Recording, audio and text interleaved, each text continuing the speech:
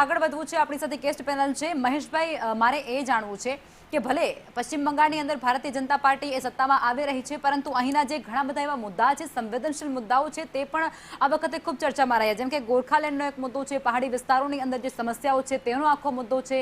એટલે તમે જીત તો મેળવી લીધી, પરંતુ આ બધા જ પડકારોનો સામનો તમે હવે તમારે એટલે કે ભારતીય જનતા પાર્ટીને ત્યાં કરવો પડશે.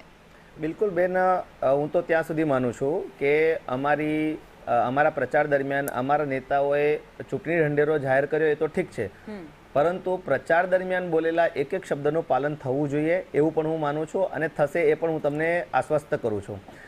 તમને એટલા માટે આશ્વસ્ત કરું છું કે અસમની અંદર અમે જ્યારે ફર્સ્ટ ટાઈમ ચૂંટાયા 2016-17માં, ત્યારથી લઈને હમણાં સુધી અમે ત્રીજી વખત 2/3 બહુમતીથી આવ્યા.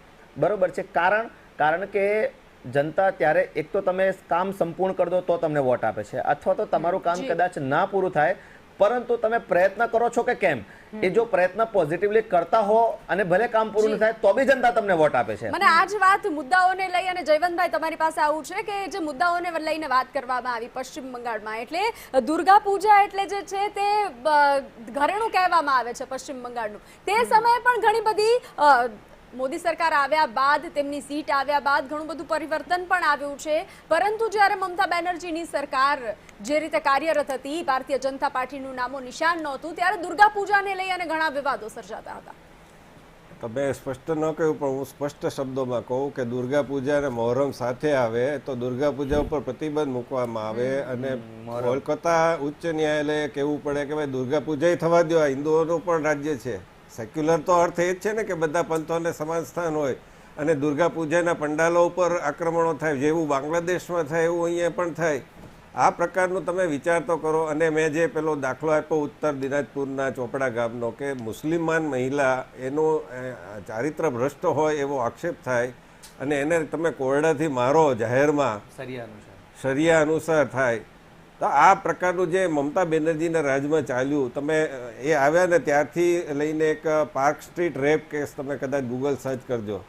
હવે એના ઉપર ફિલ્મ બને છે અને એ ફિલ્મ ઉપર પ્રતિબંધ મૂકી દેવામાં આવે છે મમતા બેનર્જી દ્વારા.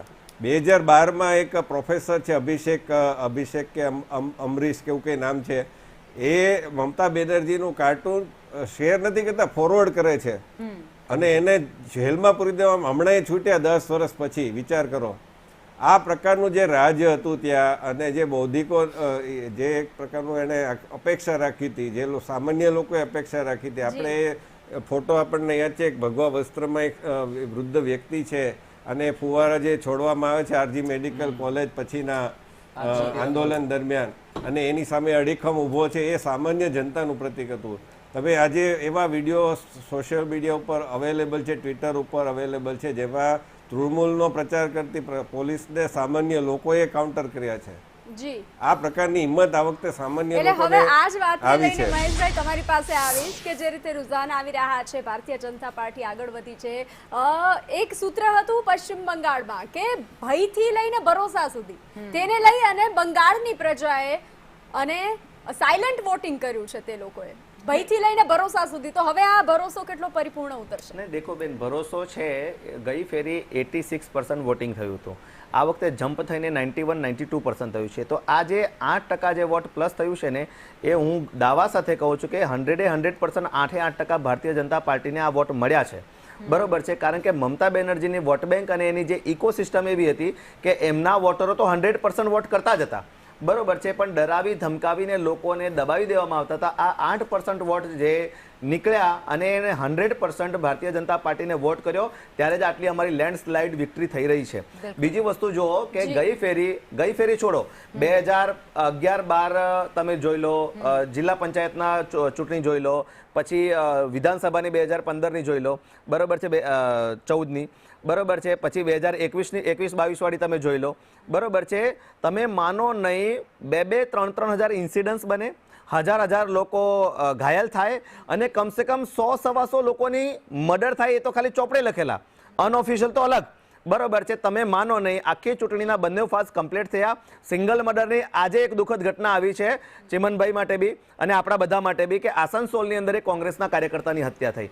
જ્યાં 100 150 આ હત્યા તો જાણે મતલબ આપણે શાકભાજી કાપતા એવી રીતના માણસોને કાપી દેતા હતા, ત્યાં આજે એક હત્યા થઈ, એ બી દુઃખની જ વાત છે. તો આટલી સિક્યુરિટીની કહેતા હતા ને કે ભાઈ 2.5 લાખ લોકોને 2.5 લાખ કેવી રીતે ત્યાં મૂકી દીધા તમે, તમારા જ કાર્યકર્તાઓને ગઈ ચૂંટણીના પરિણામ પછી કોંગ્રેસના કાર્યાલયને સળગાવી દેવામાં આવ્યું હતું અને 5 થી 6 કાર્યકર્તાની હત્યા કરવામાં, એટલા માટે ત્યાં 2.5 લાખ મૂકવામાં આવ્યા હતા, કારણ કે એ લોકોની એક ચોક્કસ